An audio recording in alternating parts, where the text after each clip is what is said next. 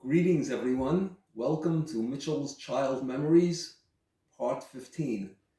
I find it remarkable that I'm on my 15th episode already and I'm still in my childhood in Brooklyn.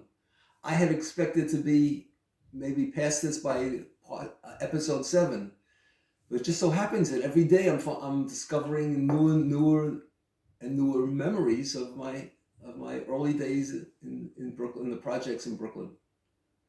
So I'll have some more stories for today.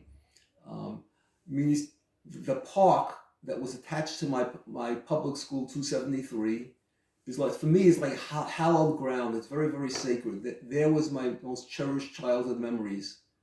We had a very large empty area, the area where the boys we would play baseball and basketball and football and so many different sport, punch ball and slap ball, etc. Wide area, empty spaces for us.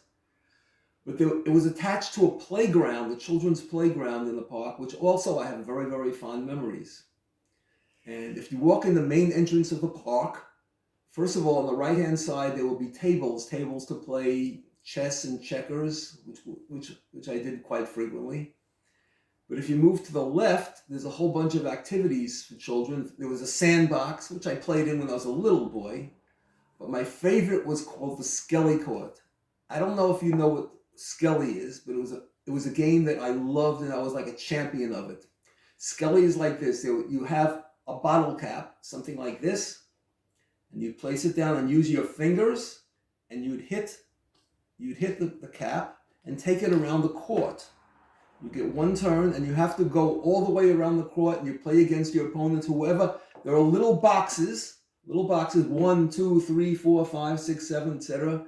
And you have to get in the box and then you move to the next one. And whoever gets back to home, to the beginning, is a winner, is a champion. And I said I was really good at it. And one of my secrets is preparing the bottle caps. During the winter, I would take bottle caps from soda pop. I would put crayons in the bottle caps. So put the crayons in here like that. Put them in a tray and put the tray on the radiator. And then when the heat came on, it would melt the crayons. And so we have beautiful, beautiful, beautiful bottle caps with different colors. But the main point is the added weight, added stability. And with that stability, I was able to just get the cap wherever I wanted to go. And I remember myself winning and winning, winning.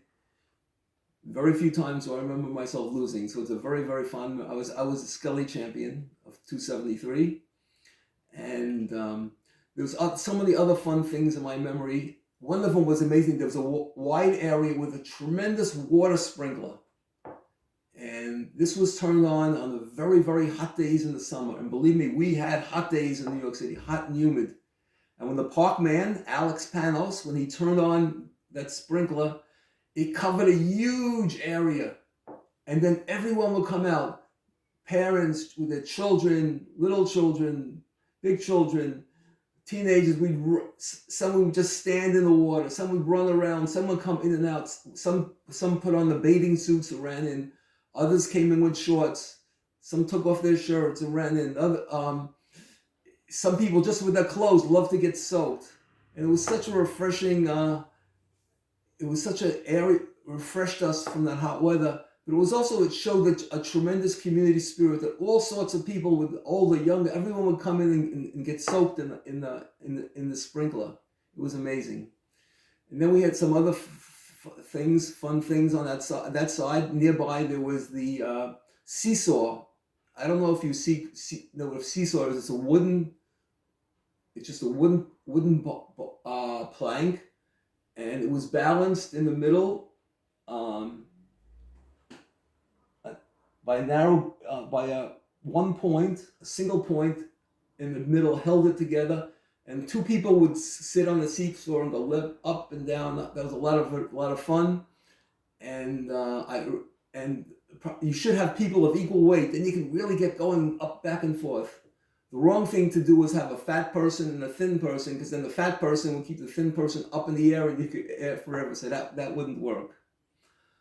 Nearby was the the park house. There was like a little brick building where the supplies and tools for the park were stored.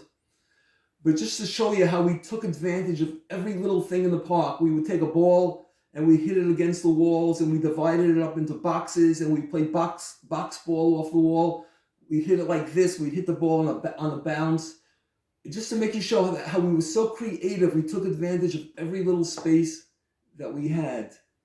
Then we had the basketball courts and the handball court. It was like a concrete wall, and we play handball off it. But we had creative games. We would the handball court was surrounded by a large fence, so the ball wouldn't go out. So we would play games. We'd hit the wall going upward direction with a rubber ball, and the ball would fly and hit the top of the fence, and you would get single, double, triple home runs and get points for doing that. It just again shows how creative we were. And then we had a outdoor basketball court. Then we loved to do. There was a little alley which reached to the back of the school, and it was a brick school, and we took chalk and made a rectangle. That will be our home base for stickball. And but we had a pitcher throw the ball, and someone's stick would try to hit it, and we had fielders. The main thing, we always had arguments. Was it a ball or was it a strike? We'd have arguments, and we settled it.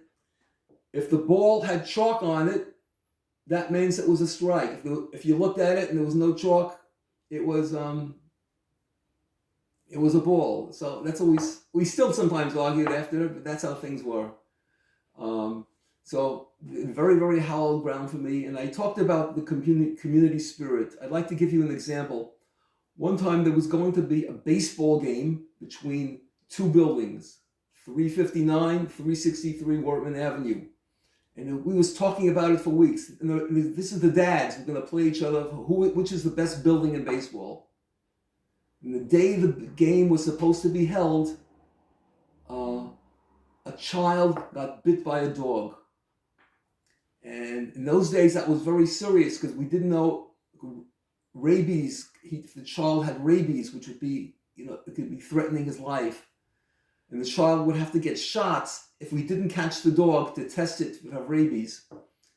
So we were about to start the game. The news spread in both teams. We quit the game, forget about the game, and the men and all the children and everyone in the neighborhood searched for that dog. And we found that dog and tested it. And because of that, the dog didn't have rabies, so the child didn't have to get those terrible shots. So it just shows the community spirit that we had. Halloween was so special in a part. Imagine this. Hundreds of children dressed in costume. Most of in those days we made it ourselves with ghosts and goblins and pirates and everything you can imagine. Imagine this: hundreds of children snaking their way around the projects and trick or treating and all the costumes. And there were 3-year-olds and 4-year-olds and 7-year-olds and 8-year-olds and 10-year-olds and teenagers and trick or treat. And everyone gave us. You got loads and loads and loads of candy. And the amazing thing was that the little ones had maybe a mother took them around, 3 or 4-year-old, but everyone else, children 7, 8, at night, wandered the projects, without adult supervision, and everyone was safe. There was no even thought that could be any problem. How that differs from today. And finally, I'd like to tell you about our football games in the snow, American football, that is. Whenever it snowed in the afternoon, every boy knew that night something special was going to happen. We were going to play football in the snow. We gathered in the big circle, the green. No maintenance man, no police is going to come to chase us away at night in the middle of a snowstorm. And we played tackle football, American football. We throw the ball, we tackle each other, jump on each other. The football game didn't matter. It was just fun. We got ourselves soaked, buried in the snow. We buried each other in the snow. I'd come home, I remember the bruised, cold, shivering, but so incredibly happy. And my mom would fix me a hot bath, and I would go in that bath and just, that was so wonderful. And I just lost myself in the fond memories of that day. Oh, what a life we had. Brooklyn projects, 1950s, early 60s. It was so great. Thank you, everyone.